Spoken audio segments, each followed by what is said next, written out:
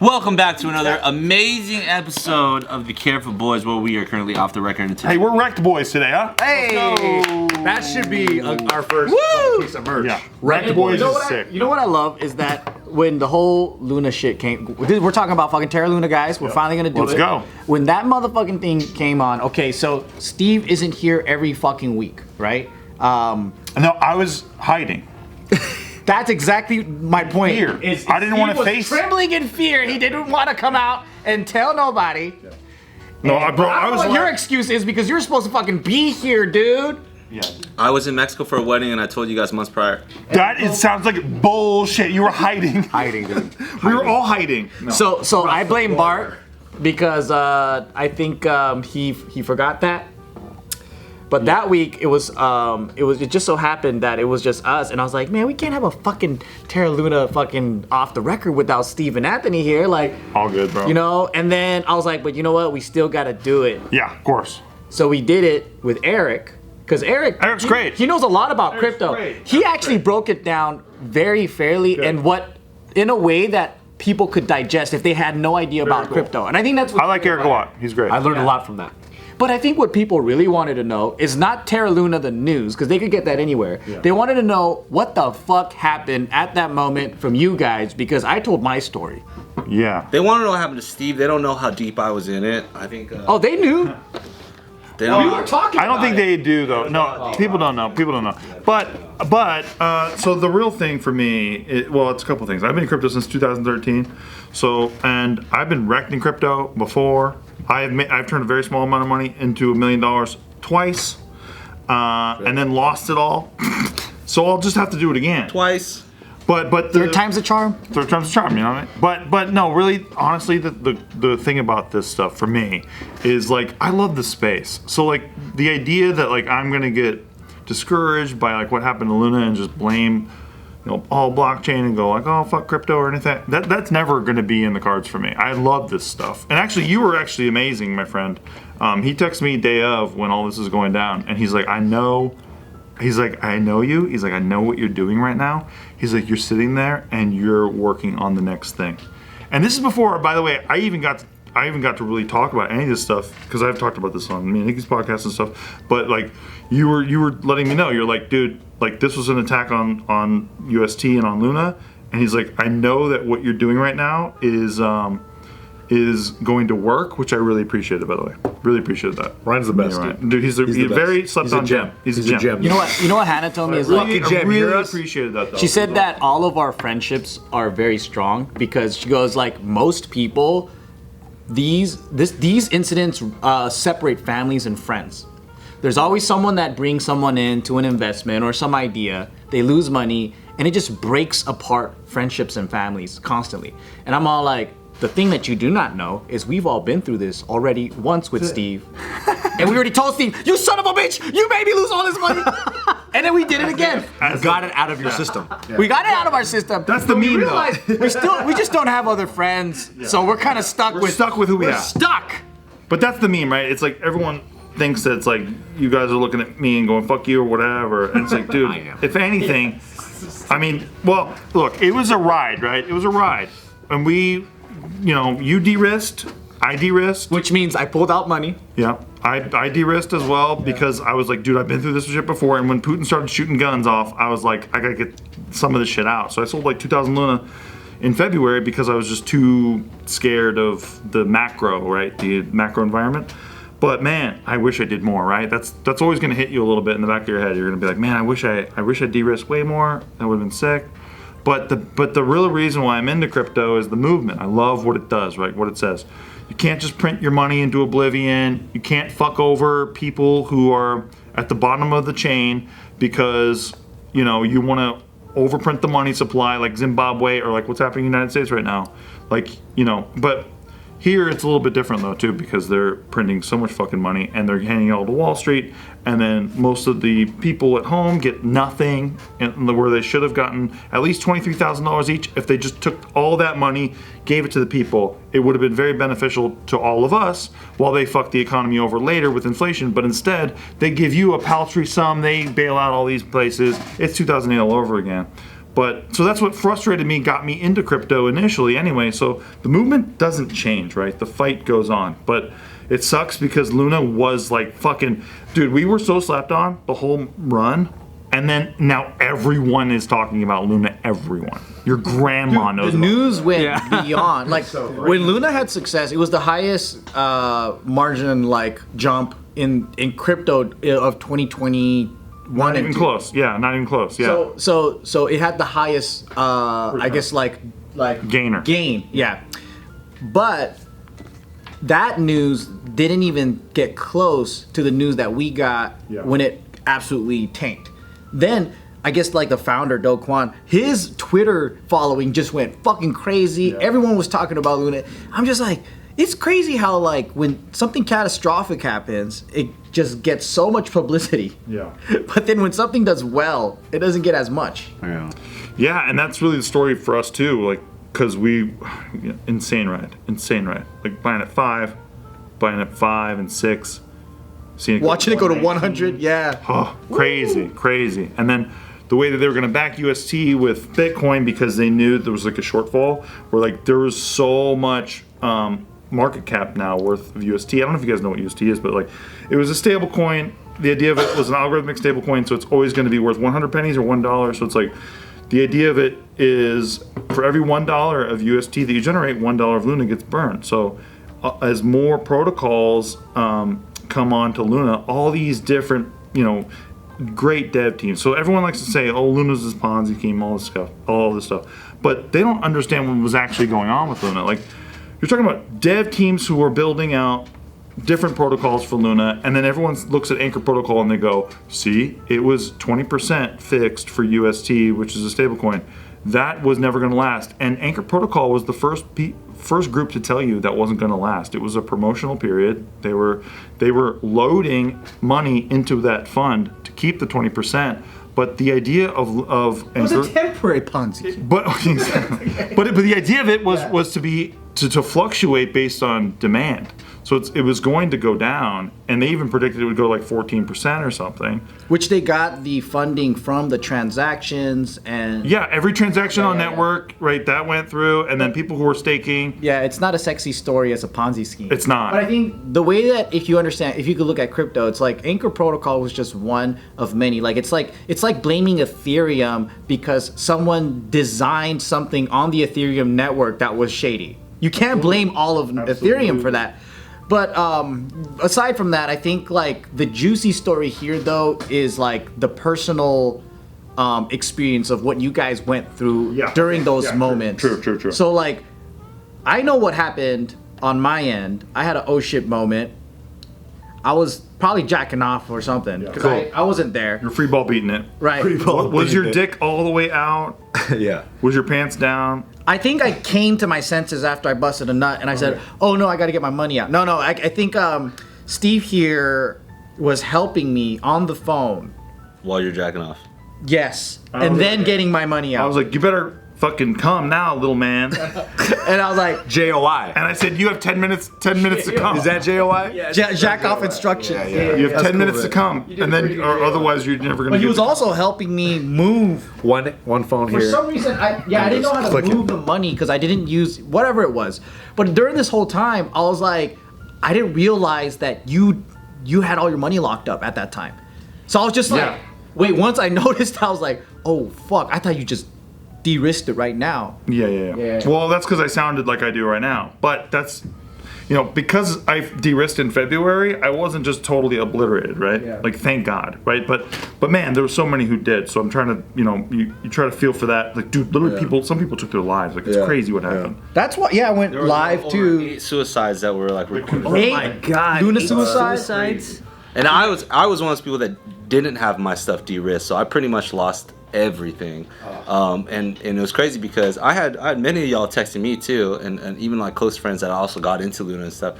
They were hitting me up. They're like, yo, I heard like people were like killing themselves and shit, and like this is crazy. Like, are you okay? So I maybe it got more dramatic because I had also gone through 2017, 2018 and lost a fuck ton then too. So like I think maybe when you're used to seeing your kind of digital bank account go from like 0 to this and then go from this to 0, it's you're desensitized a little bit, even though it still fucking is painful.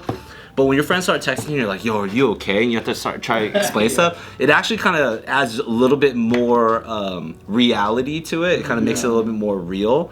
So I'm not blaming my friends or saying that it was tough or anything, but it painted more of a picture on like how crazy the situation was because people were for real committing suicide. Imagine how many people were like, you know, selling or taking loans or quitting their jobs or like whatever it is in order to put everything into Luna. And once you lose it all, it's a tough thing to stomach, you know? This is what I was thinking too. It's like, yeah, it hurt, but then I have survivor's guilt because I got away with money, like which like you didn't. Like, and then another thing is like, we all have earning potential. Like meaning like, if we wanted to, we can figure out a way to earn 5 figures, 6 figures, whatever, right? But there's people that we knew who had just like $12 an hour job or whatever. And so the type of, like, let's say they lose $100,000, to get that back, it's life-changing money for them. And that's where I felt like extremely bad for them because I was like, fuck, well, unless you figure out another job choice or a different way to get income, that's gonna take you forever to bring that stack back up. Or like, but if they're at the mercy of the trend, right? Like the market, so they have to wait, and that's where we're at right now. You just have to accumulate, but it's the earning potential is different. So like, if you can do something to get a bunch of money and then you can buy more crypto, you're back in the game. Yeah. But if you're like, you know, kind of stuck at, If you're not emotionally wrecked though. No, the mindset's everything. Yeah. The mindset's everything. because we're all going back in. Because this is just like a battle that you learn. Yeah. This is not over. This is a setback. But that's because we've seen it before. But there's a lot of people who probably came in for the first time, you know, and even if they didn't lose like $1 million like most of us, maybe they only lost like 20,000. But that was the first time they ever lost 20,000. Exactly. Yeah, that's a lot of money. Today's video is brought to you by Tushy. Now imagine you're walking down the street, okay? You're like on a date. You're having a great time. You're talking to this girl, right? And a bird dookie's all over your arm. There's caca, just bird pigeon caca all over your arm, right? What do? You get her jacket and fucking wipe it off, maybe? You know, maybe you grab her hat, wipe it off. Or maybe you're a gentleman, you take off your t-shirt because you got a nice set of abs and then you wipe it off, right? But do you still feel magically clean? Do you want to cuddle with her after? No, because you got dookie all over your arm. You're probably going to be like, mademoiselle, because you're in French or whatever, I gotta go to the park bathroom or water fountain, kick the kids off, be like, get out of here, you kid, and then you you wash off the bird dookie, right? You don't just wipe it. That's like that's just caveman shit. Now, we do this every day. Millions of people all over the world, they do not know that they're doing this to themselves because after they go number 2, what do? They just get paper and smear that butthole with toilet paper. Now, this is what Tushy is trying to solve today, and they're doing a damn good job at it. The Tushy is a wonderful contraption. You can spray your butt, clean it, it's like a shower, and then you can dab that toilet paper right there and be done with it. And you feel fresh. You feel like you just took a shower, but in between the cheeks. It's wonderful. I use it all the time. And it's super easy to install. It takes 8 minutes to do this. And not only that, you save about 80% in TP usage. So you save a lot of money too. It practically just pays for itself. I want all of our listeners to have clean bums. Visit hellotushy.com/offtherecord to get 10% off and free shipping right now. Tag us and at us at Hello Tushy on all social media so we can share and celebrate your clean butt with you. That's hellotushy.com/offtherecord for 10% off. 5,000 is big. So yeah, it's a thing, right? But the thing about this stuff for me personally is just what it does. Like if you are in a third world country and you want to get a TD Ameritrade account, you feel like you've been reading about the United States stock market and you want to participate, where in the land of the free, you can hold in your funds into a 401k and retire at a certain age because of the growth of all these companies, like if you zoom out enough. So you do the work, you want to participate, you can't, you live in a place where they don't allow you to. through decentralized finance, you can use all kinds of different access points through DeFi. And so that's what I love about this stuff. So the love never changes. The fact that UST got attacked and beaten by an exploit, frankly, so far we're seeing that like maybe 20 wallets are responsible for pulling a lot of the liquidity for UST. Like at one point, right, just selling UST at the same time in the same hour is what it's looking like. At least 7 wallets were responsible for that. Pieces of shit. How much money are you talking about? Like Hundreds of millions. Yeah, the whole goal I think was to pretty much short Bitcoin and sell UST at the exact same time. To throw it off the And peg. Kwan broadcasted his plan, which is what everyone's kind of criticizing is like, hey dude, the mechanism didn't exist yet. Why did you broadcast the plan if your plan to sell Bitcoin for UST, right? So think about it like this, right? If UST is supposed to be worth 100 pennies or $1 at all times, if it slips that, if it goes to 90 cents, you're supposed to be able to take this reserve of like $3 billion of Bitcoin, sell that into UST, restoring that peg, right? So you're creating value for UST by buying it, and then it's supposed to go back up to where it belongs. But unfortunately, the damage was already done. They didn't have enough money to absorb the shock because there's an $18.5 billion market cap, and you got $3.5 billion. So the ceiling and the floor, quite a lot of air between those two things, and that's what fucked us, right? So that sucks. And frankly, we should have de-risked more. Obviously, that's a very easy thing to sit here and say. In retrospect, it's easy. Yeah. It wasn't even an option. Like, if you told any of us this to de-risk into US dollars or anything, we would have laughed at ourselves. The top performing coin for like over Yeah. a year. Even the night that I de-risked, which I told all my crypto corners about, I was like, yo, I gotta just do this because the way Putin's blowing shit up, the macros are getting weird, so I just have to de-risk something, right? Because I went through 2017, 2018, so I gotta learn the lesson from that, right? And I was like, I couldn't look at Nikki knowing I didn't de-risk anything from this run, which was fucking bananas, right? Turned a very small amount of money into a very big amount of money. Did better than last time even, but if I don't see anything for that this time, that'll suck. And then I told Nikki that night though, I was like, it sucks because I feel like I had more Luna, and I just sold it, and I feel like I'm selling my future kind of, because that's how much I really believed in the layer 1 solution of Luna. So when you first de-risked, you were fucking kind of like... I was bummed. I was bummed. But And then you must have felt even more shit when it went back to 100 something. absolutely. Yeah. But and honestly too, and I love my corners so much, and they're busting my great. balls. They're the best. They're great. And they were busting my balls. They're like, man, when Steve sold his shit, we went back to fucking 120 or whatever, and like that's all great. But taking profits is always a good thing. Like always a good thing, right? You know that night that everything was crashing? I was talking to the crypto corner team, and I was like, man, Luna's cheap right now, and I bought 50 grand worth, and I just went to shit. You just donated basically. Yeah. Basically, I saw my 50 grand went to like 20 grand in a matter of an hour. Were you watching UST? Holy shit. You know what? Because UST was the key to the game for me. You know what's a really fucked up and crazy feeling? I'm just gonna say it here because we're obviously talking about something so unique, right? Yeah. Everybody was calling it a Black Swan event. It's not just like, oh, this project tanked, these devs suck, there was an exploit. It was like the exploit of the entire century for this. This is entire- gonna be a fucking thing in a history book. Yeah, this is like literally case study. This is on top. This is like some 1929 stock market crash type of experience for a lot of people. Obviously, suicides happen, right? And the fucked up human experience that I remember like trying to, because it gets emotionally and mentally when you get invested in something, it's very, very difficult. You know what I mean? To like separate your own logic and your own morals in terms of what you're experiencing when you're just getting fucking railed by something that is bigger than you, right? And I remember this like really dark feeling. I'm like reading about people who are like committing suicide, and yet that made me feel, for lack of a better terms, better. Because it made me realize that I wasn't as lost, and it was the saddest feeling. I get that though. Yeah. That's also Survivor's sad. guilt. Yeah, so that's what I have. I have survivor's guilt. Fucking feeling to be like no matter how much I got wrecked, I'm like, well, I'm all right. People are like, you all right? And I'm like, I'm not offing myself, and I'm not even thinking about offing myself. And all these people are doing that, so I think I'm all right. You know what I'm saying? It was just the weirdest human experience to just participate in that. The best way I can explain it, losing a lot of money like that, is like getting dumped.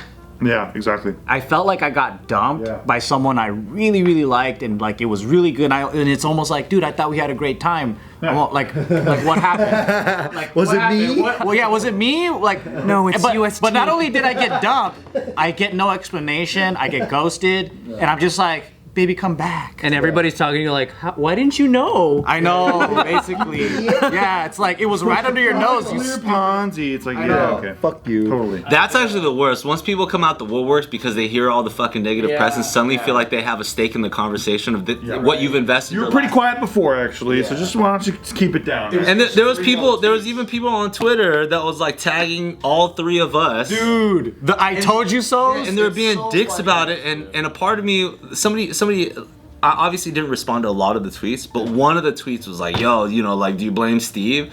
And that's when I felt I had to, not clap back, but I had to be like, nah, Steve got me into this, and we had a great time, and we all learned a lot, and blah, blah, blah, and he's a good friend, and I still hang out with him, so I don't know. Yeah. You know what I mean? It's like, people need to, like 4 days later, we're buying other shit. So, but that's the thing. People think that, like, oh, we're not friends anymore. It's like so funny. first fucking Zoom meeting I had with Steve after all of this crazy stuff is I was like, all right, I guess, should I buy Woo now? Yeah, you told me actually, you're like, okay, I want to get back in the game, and I'm like, let's go, motherfucker. But that's also what makes me think like the people that speak to us like that, they're fucking weak-minded.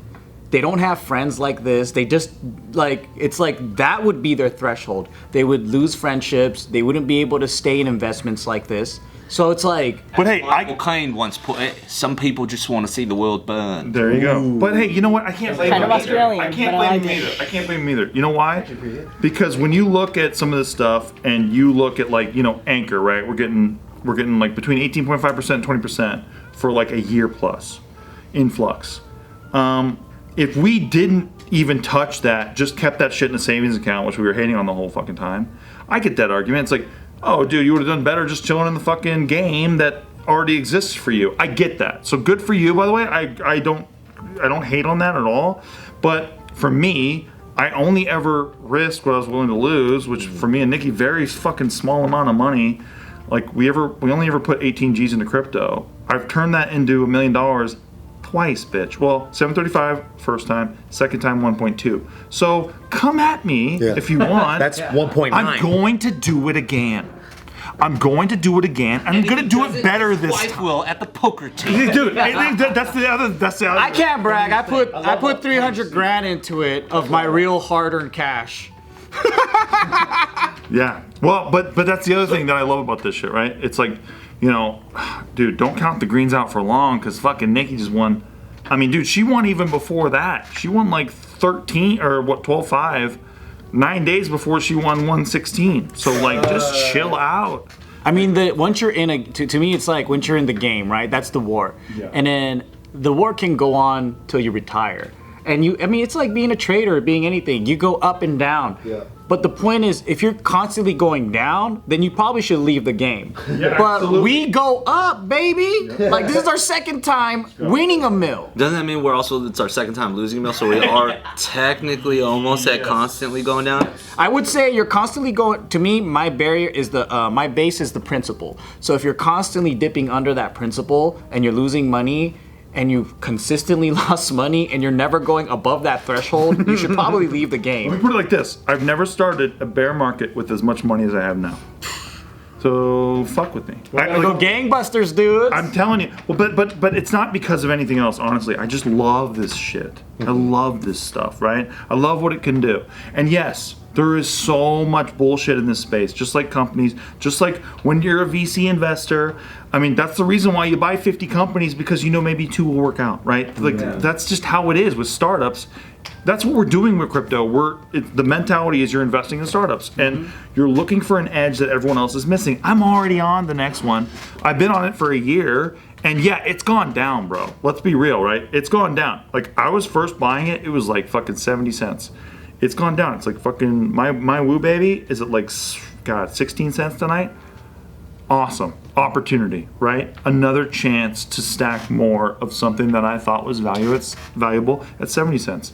And that's the mentality you have to have. It's not, you know, oh no, my investment, I'm so emotional, this isn't working out, fuck you, I'm gonna sell it because I'm so mad at it. No, it's like, I have an advantage, everyone's missing it.